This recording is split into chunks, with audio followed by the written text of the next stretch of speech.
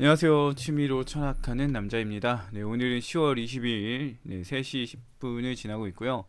오늘 볼 거는 아리스토텔레스 영혼에 관하여 2권 4장입니다. 네, 영향 능력과 영양분에 대한 내용을 담고 있다고 하는데, 이제 뭐 영혼의 능력 중에 영양을 섭취하고 그걸 흡수하고 성장하는 그런 능력이 있다라고 얘기를 합니다. 그래서 그 부분에 대해서 오늘 살펴본다고 보시면 될 것 같습니다. 하나씩 보도록 할게요. 일단 4장 주제에 대해서 이제 처음에 언급을 하게 되는데요. 보게 되면은 영혼의 능력을 검토하려면 능력들 각각에 대한 이해가 있어야 한다. 그래야 부수적인 것들을 탐구할 수 있다. 영혼이 사유, 감각, 감각, 영양 능력을 지녔다고 한다면 사유, 감각, 영양이 무엇인지 먼저 말해야 한다라고 얘기하면서 하는 건데, 그러니까 영혼이라는 게 사유, 감각, 영양의 능력을 지녔다라고 할 때 사유와 감각, 영양이 뭔지를 알아야 되고, 그 다음에 우리가 다루는 것이 무엇이, 그 다음에 얘기하는 게 이제 사유, 감각, 영양과 관련된 대상도 알아야 된다라고 합니다. 왜 그러냐면 그래야 온전한 이해를 할 수 있다고 볼 수 있는 건데, 예를 들어본다면, 보겠습니다. 예를 들어보면 인식과 관련된 내용을 한다면은 감각의 원리나 이런 걸 설명하는 것도 이제 좋기는 한데, 근데 문제는 감각이 뭔지를 규정할 수 없다면은 온전하게 이해했다라고 보기는 어려워요. 감각이 뭔지도 모르는데 감각의 성질을 말하거나 그런다면은 그건 좀 부족한 이해라고 할 수 있죠. 마찬가지로 감각자와 감각 대상을 구분하지 못하면 그것도 문제가 될 거고요. 그다음에 감각 대상이 뭔지를 알지 못한다면, 감각 대상이 무엇인지를 알지 못한다면 그것도 문제 될 거예요. 그러니까 내가 지금 감각하고 있는 게 실제 하는 건지 안 하는 건지 이런 것도 명확하게 판단하지 못하고, 우리는 어떻게 이 감각 대상을 실제한다고 말할 수 있는 건지, 이런 여러 가지 요소들에 대해서 우리가 완전하게 어느 정도 이해는 해놔야 어떤 그와 관련된 어떤 주장을 하더라도 이 사람은 좀 다양한 부분에서 이해를 하고 있다라는 인식을 줄 수 있는 거죠. 그렇다 보니까 영혼이 가진 이 능력, 사유, 감각, 영양 능력을 말할 때 사유, 감각, 영양이 뭔지를 또 알고 있어야 되고, 그 다음에 사유, 감각, 영양에 영향을 미치는 그 대상들에 대해서 알고 있어야 이 사람이 영양과 뭐 감각, 사유에 대한 이런 부분들을 잘하는 사람이구나 이렇게 될 수 있다는 거예요. 그래서 이런 그 단순히 영혼의 능력만 살피는 게 아니라 개념적인 이해도 분명히 있어야 한다라는 얘기를 하는 거고요. 그 다음에 이제 이번 4장에서 다룰 주제를 얘기하는데, 영양과 생식에 대해서 논해보자 이렇게 얘기합니다. 왜냐면은 이 영양과 관련된 능력이 1차적인 능력이라는 거예요. 이게 없다면은, 이 영양과 관련된 능력이 없다면 영혼이 없는 거랑 같다 이렇게 얘기를 하기 때문에 우리가 영양 관련 능력, 생장 능력에 대해서 살펴보도록 하자라는 얘기를 하는 겁니다. 그 다음에 이제 나오는 거는 영양 능력과 번식에 대한 이제 개념적 규정을 하게 되는데요. 영양 능력에 대해서는 영양 능력은 번식하고 양분을 섭취, 활용하는 능력을 말한다라고 합니다. 그러니까 우리가 섭취하고 그 다음에 그걸 흡수하고 그걸 통해서 성장하거나 그다음에 뭐 번식하는데 에너지 자원을 쓴다던가 이런 것들, 이런 과정들 전체를 이제 영양 능력이라고 한다. 생장 능력이라고 봐도 돼요. 생장 능력이라고 한다라고 하는 거고, 그 다음에 이제 번식에 대한 얘기를 합니다. 번식이라는 건 뭐냐 했을 때 영원한 것을 닮으려는 필멸자들의 자연스러운 현상이다라고 합니다. 이 영원한 것을 닮으려고 하는 이유가 뭐냐면, 그 소멸하는 거는 불완전하잖아요. 그렇다 보니까 완전한 것 쪽으로 이제 나아가려는 경향성을 보인다 이거예요. 그렇다 보니까 필멸자들은 자기들이 소멸하지만 이 영원하게 존재하는 그런 특징을 자기들도 갖고 싶기 때문에 영원할 수는 없지만 계속해서 번식함으로써 영원히 이어지는 것처럼 그렇게 보이게끔 하는 그런 노력을 한다라는 겁니다. 그리고 이런 노력이 모든 생물에게서는 자연스럽게 나타난다 이거예요. 번식을 모두들 욕구하고 그다음에 번식하려고 하기 때문에 이 번식이라는 거는 필멸자들의 자연스러운, 필멸자라면은 어쩔 수 없이 갖는 그런 현상이다라고 얘기를 합니다. 그다음에 번식의 조건에 대한 얘기를 하는데, 필멸자들은 자신과 같은 것을 존속시킬 수가 없죠. 왜 제가 뭐 자녀를 갖는다 하더라도 나랑 똑같은 존재를 낳을 수는 없다는 얘기입니다. 근데 영원한 것 같은 경우는 자기 자신이 쭉 모든 어떤 시간이 주어지더라도 자기 자신인 채로 있기 때문에 그걸 최대한 닮아야 되는데 그게 불가능하다. 그렇다 보니까 자신이 종속되어 있는 그 종을 유지하면서 존속을 깨하게 되는, 그래서 자신과 같은 것이 아니라 자기랑 유사한 종을 존속시키면서 번식 종속시키면서 이제 영원한 걸 닮으려고 하는 그런 것을 보인다. 그래서 필멸자들의 번식은 자신과 같은 것을 이제 낳는 것이 아니다. 이런 얘기를 합니다. 자신과 같은 종을 낳는다. 이렇게 얘기를 해야 되는 거죠. 그 다음에 양분에 대한 얘기입니다. 양분은 이제 번식으로 이어진다는 건데요. 이 부분은 뒤에 나오는 내용인데 제가 앞으로 끌고 왔습니다. 보게 되면 양분이라는 것은 어떤 존재가 섭취하여 번식하는 것을 가능케 한다. 예, 이때 번식은 자신과 같은 것이 아니라 자신과 종적으로 유사한 것으로 나아간다. 예, 아까 얘기했던 부분이죠. 이 두 개 다 얘기했던 부분이죠. 따라서 번식은 영혼이 보존 능력을 지녔다는 것을 말한다. 얘기합니다. 예, 그렇죠. 종의 자기 자신과 유사한 종에 대한 보존을 하는 거죠. 번식이라는 건. 근데 그 보존 능력을 위해서는 양분을 섭취한다는 것으로 이어진다. 보존 능력이 발휘되기 위해서는 양분을 섭취를 해야 된다는 거죠. 양분이 공급되지 않으면 번식이나 생존이 어려워진다. 이거죠. 그렇다 보니까 결과적으로는 번식이라는 거는 보존 능력이고, 이 보존 능력은 영양 섭취와 흡수, 이 활용에 대한 능력인데 영양 능력이라고 했죠. 그렇다 보니까 영양 능력은 곧 번식 능력으로 가는 거고, 그래서 일맥상통한다라는 식으로 얘기를 하게 돼요. 그래서 양분에 대한 거는 번식으로 이어진다라는 얘기를 합니다. 그래서 목적에 따라 보면 영혼의 영양 능력은 무엇을 목적하냐? 그러면은 보존이고, 보존의 목적을 살피면은 번식, 그 영원히 지속되는 것을 목적하기 때문에 번식을 위한 것이다. 보존의 목적은. 그래서 영양 능력은 결과적으로는 목적에 따라 보면은 번식 능력이라고 할 수 있다. 번식 능력을 수행하기 위해 나타나는 추가적인 부분이다. 이렇게 얘기를 할 수 있다고 이제 아리스토텔레스는 얘기하는데요. 각각 별개 능력으로 보긴 해야 되죠. 왜냐하면 영양 능력 자체가 번식 능력은 아니니까요. 이 부분 별개로 봐야 되긴 하지만 목적으로 취급해서 보게 되면은 영양 능력은 곧 번식을 목적하는 능력이다. 이렇게 얘기를 한다는 거죠. 그 다음 보겠습니다.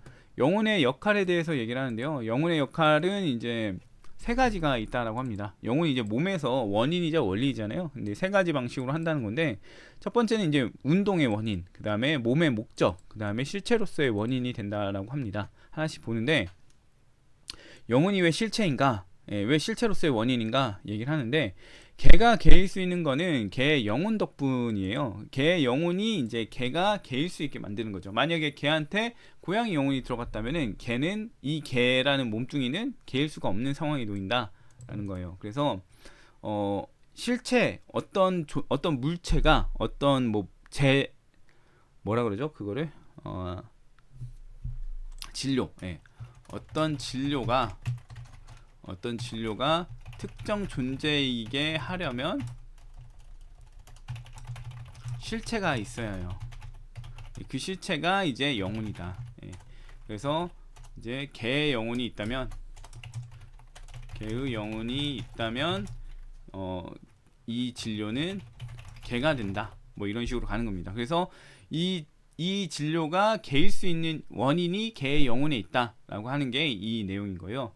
그 다음에 영혼이 없는 것은 살지를 못하죠. 영혼이 있는 것들만 살기 때문에 영혼은 생물이 살게 하는 것이다 라고 하면서 삶이라는 걸 가능케 하는 실체다, 이렇게 얘기하는 거예요. 삶의 원인이다, 이거죠. 그래서 원리로서 작용한다, 이거고요. 그 다음 보게 되면 영혼은 몸의 목적인가 라고 보게 되는데, 몸은 이제 영혼의 그 어떤 지시나 명령에 따라 움직입니다. 그러니까 영혼을 위해서 움직이고 작용한다는 건데요. 그렇다 보니까 움직임의 원인은 영혼이라는 거예요. 그래서 영혼이 원하는 걸 수행하고 활동한다. 그래서 운동의 어떤 영혼을 가진 것에, 생물의 운동의 원인은 영혼이다, 이렇게 얘기를 하는 거죠. 이제 이게 뒤에서도 마찬가지로 나오네요. 뒤에서도 마찬가지로. 왜 이게 갑자기 중복돼서 나오는지 모르겠는데 잠시만요. 몸의 목적은 영혼의 목표를 수행하는 거죠. 영혼의 목표를 수행하는 거라서 그렇고, 그 수행하는 과정 중에 운동이 있는데, 이 운동을 이제 영혼이 일으키죠. 그렇다 보니까 몸이 어떤 활동할 때의 목적을 영혼이 제공하고, 몸의 운동이 일어날 때의 그 원인은 영혼에서 생긴다. 그래서 이런 부분에서 영혼은 세 가지 부분에서 몸의 원인이다 얘기합니다. 그래서 이 몸이 개의 몸일 수 있는 이유, 개일 수 있는 이유, 그 다음에 몸의 몸이 어떤 잠깐만요. 몸이 어떤 걸 수행하는데 수행하고 활동하는데 이 목적은 누가 제공하냐? 영혼이 제공한다. 운동은 그럼 누가 일으키냐? 영혼이 일으킨다. 목적을 제시하는 거랑 운동을 제시하는 걸 분리해서 봤죠. 제가 순간 헷갈렸네요. 네, 그 다음 보겠습니다. 성장에 대한 부분. 성장은 영혼에 의한 것이다 라고 합니다. 성장하는 것은 영혼 덕분이다. 영혼이 없는 건 성장을 안 한다 이거죠. 돌멩이가 성장하는 경우는 없죠. 돌멩이가 성장한다기보다는 외부에 의해서 뭔가 더 추가되어지는 거기 때문에 스스로 뭔가 늘어나는 게 아니라 외부 어떤 힘이나 이런 거에 의해서 늘어가는 거죠. 그렇다 보니까 무기물은 성장하지 않는다, 무생물은 성장하지 않는다 그러고 영혼이 있는 거는 성장한다 라고 하기 때문에 영혼은 성장과 관련된다 라고 보는 거는 이제 어느 정도 이해가 가죠. 그 다음 보겠습니다. 식물의 성장에 대한 이야기입니다. 식물의 성장에 대해서 뿌리의 성장은 흙의 본성, 흙의 본성은 아래로 향하려는 성질이거든요. 그래서 밑으로 간다 이겁니다. 땅 밑으로. 그래서 뿌리의 성장은 흙의 본성에 따른 거고 줄기의 성장은 불의 본성, 위로 올라가려는 거거든요. 위로 올라가려는 성질에 따른 것이다 라고 했는데 엠페도클레스가 그랬다는 얘기예요. 근데 이거는 제대로 된 설명이 아니라고 합니다. 왜냐하면 식물의 기관 구조에 따라 본다면 뿌리가 머리에 해당되기 때문에 뿌리가 땅 속으로 자라는 거는 식물의 관점에서 보면 머리가 점점 자라는 거라서 머리의 위를 위라 그러잖아요 인간이. 그렇다 보니까 뿌리에서 흙으로 자라는 방향이 식물한테는 위다 이거죠. 그래서 줄기는 아래로 자라는 거고 뿌리는 위로 자라는 거다라고 말하는 걸로 보여집니다. 근데 이게 뭐 굳이 그런 거를 따지는 게 맞나 싶기는 한데 아무튼 그렇다라고 아리스토텔레스는 말을 하고요. 그 다음에 식물의 성장에 대한 해석입니다. 식물의 성장이 불이나 흙의 성질에 따라 나타난다고 하더라도 이 상반되잖아요. 불은 위로 가고 흙은 아래로 가는데 이게 어떻게 식물 안에 결속될 수 있었냐 이렇게 얘기하는 건데 이거를 가능하게 하는 게 뭐냐? 영혼이다 이런 얘기 하는 겁니다. 그래서 영혼은 성장과 관련된 원인이다 이렇게 얘기를 하는 거죠. 그래서 이런 성질을 취합하고 하다 보니까 영혼이 중요한 것이다 뭐 이렇게 얘기를 하는 걸로 볼 수 있습니다. 네, 그 다음 보게 되면 소화는 뜨거운 것이 담당한다라고 해요. 양분이 섭취되더라도 활용되려면 소화가 되어야 하는데 이 소화는 이제 뜨거운 것이 수행한다 이겁니다. 그래서 영혼을 가진 것들은 모두 열을 갖는다라고 얘기를 하게 되죠. 그리고 이런 부분에 따라서 보다 보니까 어떤 이들은 불이 영양과 성장의 원인이라고 이제 보는 건데요.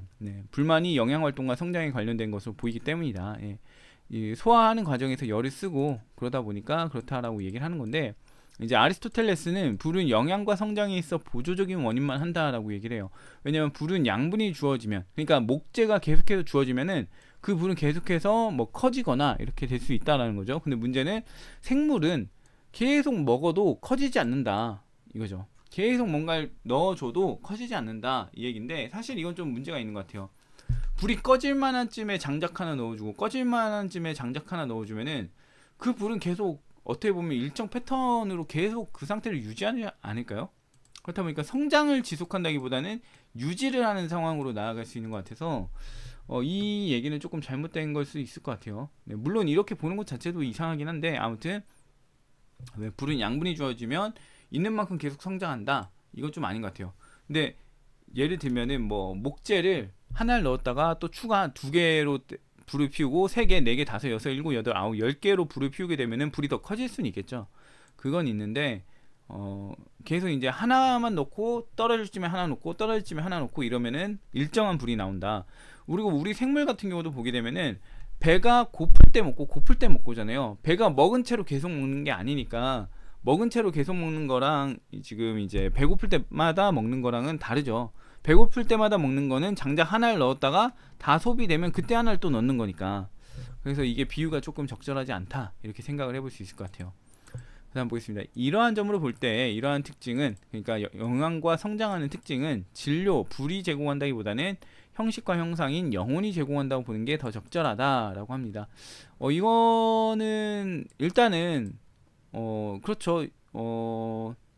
불이 제공한다라기보다는 어떤 그 신체 내의 기능이 하는 건데 그걸 이제 영혼이라고 본다면 이건 맞는 얘기이긴 한데 문제는 지금 그 논리 과정이 적절하지 않다라고 볼 수는 있을 것 같아요. 그래서 만약 맞는 거다 이렇게 보긴 좀 어려울 것 같네요. 그다음 보겠습니다. 영양분에 대해서 다루는데요. 영양과 생식의 관계, 생식이라는 건 번식이에요, 번식.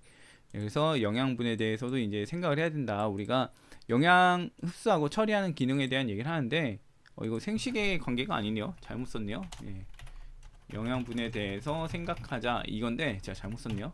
아무튼 이거고 이제 어떤 것이 영양분이 되는가 보게 되면 어떤 사람은 자신과 반대되는 것이 영양분이 된다라고 합니다. 참 이게 영양분이 되는가라는 질문에 대한 답이 굉장히 좀 이상하죠. 예, 이상한데 그때 당시에는 그냥 대략적인 성질을 바탕으로 얘기를 하는 것 같아요. 그래서 뭐 밀가루 뭐 빵이 밥이 된다, 아니면 빵이 영양이 된다, 아니면 포도주가 영양이 된다, 이런 그 물질적인 답이 아니라 공통된 특징을 가지고 사변적으로 얘기를 하는 게 당시의 특징이었으니까.